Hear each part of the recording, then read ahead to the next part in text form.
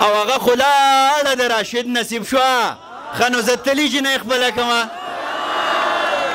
کابل به له تا څنګه خونړي لیوان جدا کي څو سره به څه رشته دی پېښوره جاړمه بخزاده دانش صاحب په اجازت باندې غمونه یې مه کوئ چې څو تاسو بس نه ویلې زه به بس نه یم زړګیا او هغه وچ املوک وینئ د ده په دې ډکو به اور لګوم نو هله به ځمه دا شپه به ګرمو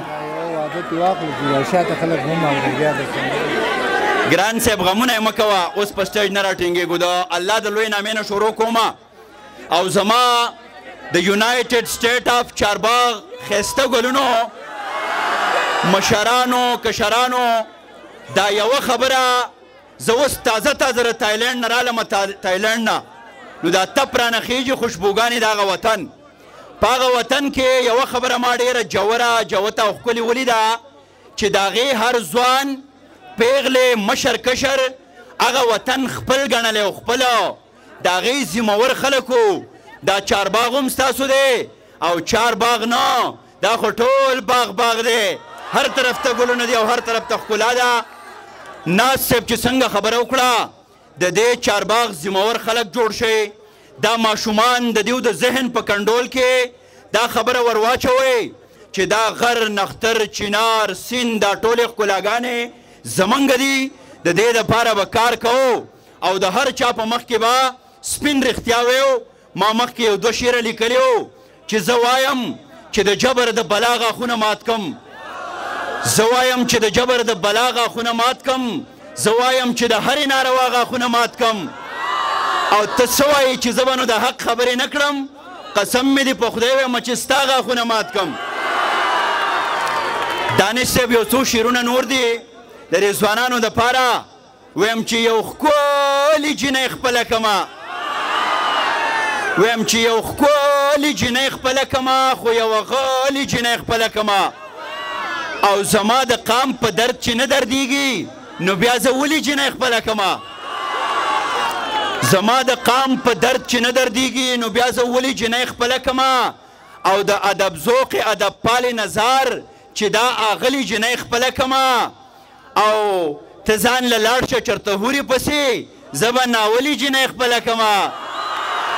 او هغه خو لاړه د راشد نصیب شوه ښه نو زه تلي جنۍ خپله کمه یو دوه شعرونه نور ویمه چې چاپیره را تاو شوی رانه اور دی هر سړی د خپل مذهب پاس په سور دی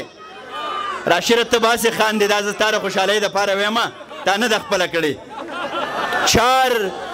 چاپیره را تاو شوی رانه اور دی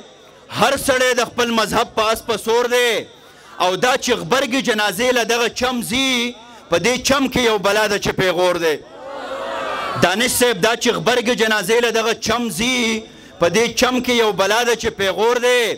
او دواړه سترګې قیامت دی زلزلې دي دواړه شونډې د خوږ زړونو ټکور دی او شا به نره شه په غیږ کې روچت کا ستا افغان په میکده کې بیا نسکور دی او آخري یو کلام ویم او بیا یو دوه درې ټپیزې کومه ښه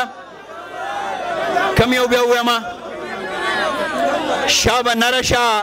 په غیږ کې اوچت کا ستا افغان په میکده کې بیا نسکور دی او شعر دی چې په هغه لیونۍ پسې ګودره جاړمه رامس شه مړه پرېږده مازدیګره جاړمه شاکر صاحب په هغه لیونۍ پسې ګودره جاړمه رامس شه مړه پرېږده مازدیګره جاړمه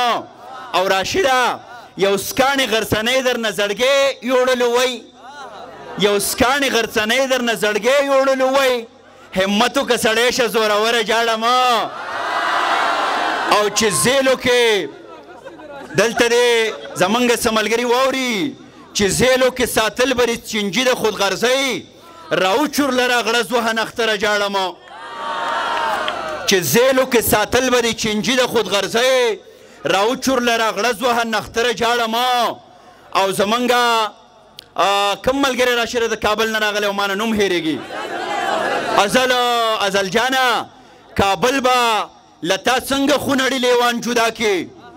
کابل به لتا څنګه خونړي لیوان جدا کی څو سره به څه رشته دی پېښوره جاړمه